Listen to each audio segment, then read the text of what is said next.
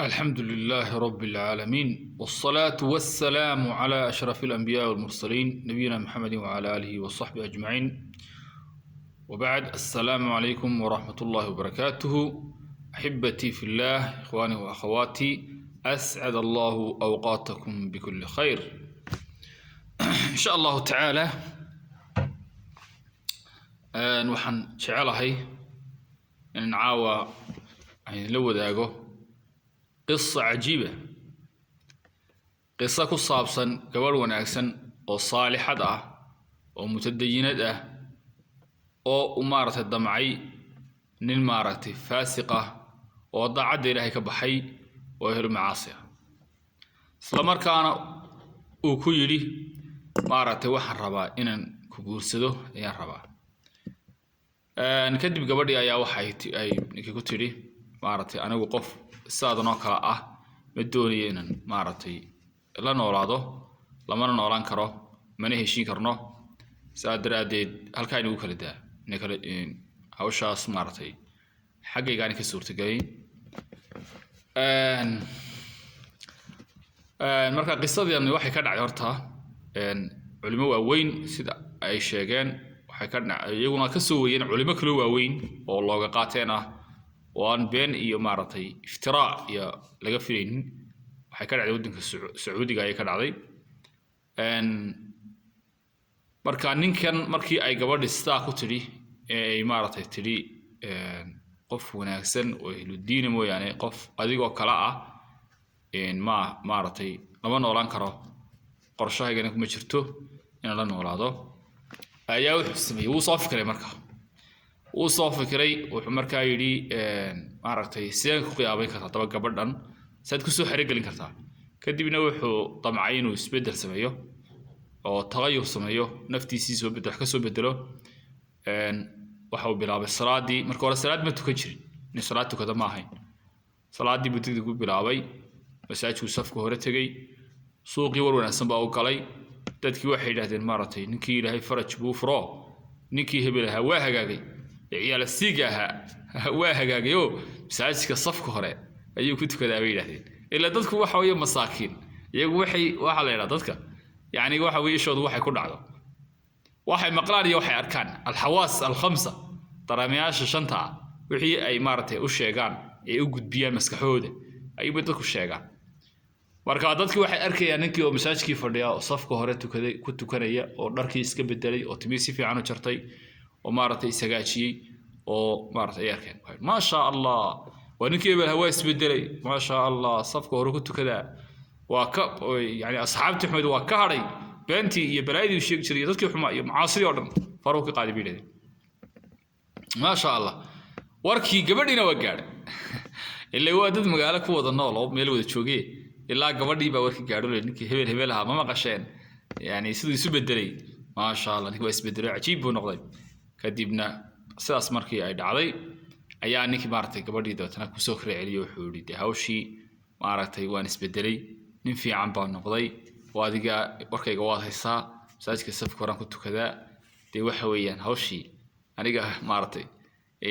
shardigaad ugu xidhay hadda waa buuxiyo de nin wanaagsan baa noqday marka wixii hore ee qofkuna haduu toobad keeno Ilaahay u noqdo de wixii hore laguma soo hadal qaado la midha baraad saa ahaan jirtay baraasan mid sideedaba waxa jirta moogtay qofku haduu wanaagsan yahay hadda xaalad wanaagsan ku jiro lagama sheekeeyo wixii bariga hore u sameyn jiray bariga hore san waxaan jiray waxba ka faa'iido ma waayo waxa dambeeya baa muhiim ah qofkani waa toobadkan Ilaahay buu u soo noqday waa markuu qofku daacad yahay way run sheegayo aanu khaayin ahayn cid ku khiyaamayn maartay isbedel kari iyo acmaasha wanaagsan oo sameeyo hadduu qofku bari sheekh ahaan jiray oo kharibana waxa weeye bari sheekh ahaan jiray waxa tarmayso waxa weeye hadda wuxuu yahay baa lagu xisaabinaya haddaba wuxuu yiri anigu waa wanaagsanaaday waa hagaagay gabadhina waa ka aqbashay waa iskuursadeen maaragtay waa aqal galeen guriga isku maaragtay ay ku noolaayeen sida qoysaska ay ugu nool yihiin oo kale kadibna ninkii markuu muddo yar joogayba hawshiisii waa joojiyay salaadii waa ku ciwaayay maaragtay safkii hore uu ku tukanay wixii ma yahay wax ikhlaas oo daacad imaam ahayn qiyaanay waxay wax qiyaanaba ahayd marka waa iska daayay salaadii wixii oo dhan gabadhii yaabtay ama kaag bay qaaday oo waxay tiri waxa ku dhacay ninkii إلى نونا سنة ذي وهاجي هم بي وياشي وجوستي كبر متدينه هذا في عن بي هذا إلهي كعبسته كدي بنمرك وكدي ده مركها ورا صلاة ورا التك ومساج كتب حاك وضع صلاة نك بلاد بخو كرواخني برتيسي وكبلابه أو تيمي هي بس كسر دار رستيو ما أعرف أصحاب تيسي هراء هيو سكان نقضي كدي بينا واتشتي مركي وسيدا استقي علي يدنا واتشتي وحكوت شتي إن نينكن وحوجاتي إنه نينكن خيامي توبتي سؤال صحاحين إلهي درتي أنا كاهن عمل كونا سعودك تسيي أي هيد مرت خيامه يعني سرعات تدك كسريو كدبنا waxay go'aansatay martaa in ninkan aan dib ula noolan iskana tagto kadibna lama tarabalin waxay waxa jirta waqti qaacida jirta waxa la yiraahdaa fala tumari jahilan fatat'aba fala tumari jahilan fatat'aba qof jahil waliga hala murmin hadaad la muranto qof jahila waa daali doonta wax kasto wanaag oo sheeg wax kasto toosan u sheeg xagga kalunbu ka istaagay marka lagu mudda la murmo murankiisu ma saafko maxaa laakiin la sameeyaa waxay yiraahdaan ama waa la yar meermeerista ila meerista waa la yar galaayo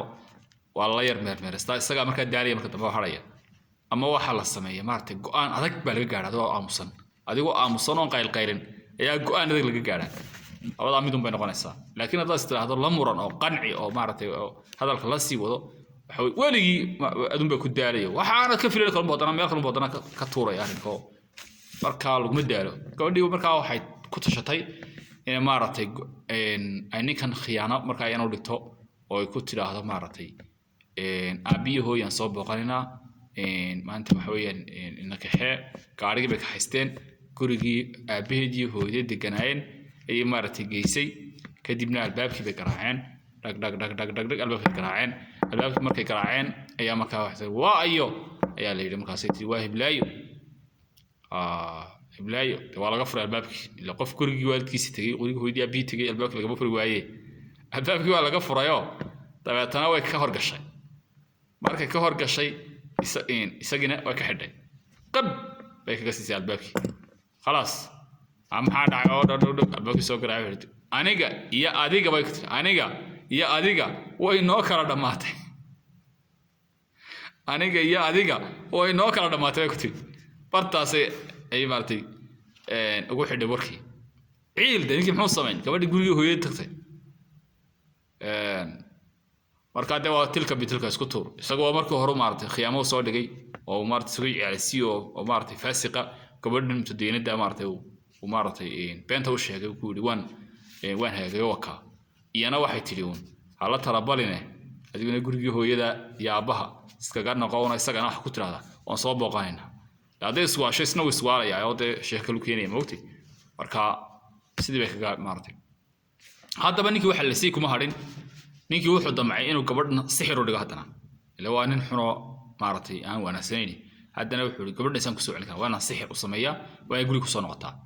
كتبنا وحيد هذين آد سحر كوي قانا أيو مارتي وتجي كتبنا العقد بدن بالي كان طبعا كن $1 كين بالي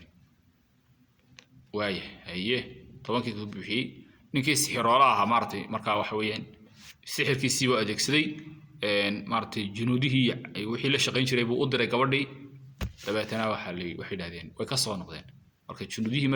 markay gurigiisa aadaan kala gurigii way gali kar laayinba gurigan markasta suuratul baqara lagu akhriyaa gurigan markasta suuratul baqara lagu akhriyaa marka saadiraadid suuratul baqara guri lagu akhriyeen maartay shay'in jiminku way gali karaan iyo shayaadiintu laakiin waa inaan ka raagin saddexdii maalmood maalin lagu akhriyo saddexdii maalmood carab lagu hayo maartay oo lagu akhriyo ninkii wuxuu ku yiri marka halka ay fadhiiso yara sugbu ku yiri wixii siibuu diray saaxiroolihii wixii siibuu diray meeshii waa gali karaan foodi gali karaan ku soo noqdeen xidhan guriga foodi lama gali karo ruuxu waxba garanaysa ninka cilmi badan ma garanaysa oo waxaan ka yaqaan haa nin baan garanayaa lacag badan oo qaatay ninkaas hindi uu joogay bal waa ku kaabi ku yiri oo tag numberkiisa wixii siibuu la xidhan kiina sidoo kale buu yiri yara sug lacagtina ka qaatay markuu isu geli dadna wixii siibu maartay dadka ay maartay xariihida jiminkii wixii adeegsanayeen maartay dadka u soo saydareynay marka dadka maskaxda ka qabsanay qofka tana soo kaxaynay ayay maartay iyo u diray iyagina way geli karaan gurigii gurigii way geli kari waayeen way ku soo noqdeen gurigan lama geli karayo bay dhahdeen kadibna wuxuu ku waxba kuma hayo waxa la waxaan ku hayo ma jirto خلاص سيبني ku quustay marka maxaynu qisada ka faa'iideynaa qisada waxaan ka faa'iideynaa xumaanta qiyaamada iyo makriga qofku hadduu dhigo inuu makriga isaga aakhirka ku dambaynayo walaa yahiqul makru sayyi'u illa bi ahlihi bilahi makriga xuni yani ma saameeyo oo kuma habsado ilaa ehelkiisa mooyaan iyo daacad bay ahayd laakiin isagu khaayib ahaa laakiin qiyaamad maxay ku dambeysay ku dambeysay isaga maarta lacagtiisa ka baabaday kharash garoobay ilaahay ka fogaaday maartay gurigii iyo reerkii gabadhii qiyaamana ka tagtay warka waxa weeyaan wasaas weeyaan hadiya jeerno dadka maartay aan isku geey kareen dadka hadoo labada qof maartay isku imanaya iskuursanaya waa in laba qof oo isqaadi kara yihiin hadii yihiin laba jaahilad yihiin midna waxba garanayn waxa laga yaabaa inay isku marxabeeyaan waa laba qof oo isku level taagan moogtay waxa laga yaabaa inay muddo wada qaadan karaan nolosha muddo wada qaadan bal laga yaabaa inay weligood wada joogaan oo ay dhowr iyo 10 carruur isku dhalaan Soomaha waa laba jaahil waxa ma yaqaan midna waxa ma yaqaan laakiin waxa weeyaan iyagu way isku qanacsan yihiin sheekooda isku baxaysa waxay doonaan bay wada walaaqanayaan waxay doonaan bay laba qof oo diin leh waxa weeyaan iyaguna waa isku fahmayaan qadarka ilaahay iyo wixii ilaahay qoray iyo waxaad inuu kuma hadlayna laakiin waxaan sheegaynaa xaaladaha si u badan yihiin way isfahmayaan laba qof oo diin maxay yeelay wixii yaqaanin bay mushaarakeynayaan kutubihii wada dalacanayaan wixii bay isla caawinayaan khayrkii bay isxasuusinayaan yani xalaqaadkii cilmiga ay samaysanayaan waxbay wada akhrisanayaan diintii bay wada garanayaan labadoodiba okay laakiin qof aan diinta waxba ka aqoon iyo qof diin yaqaan isku yimaadaan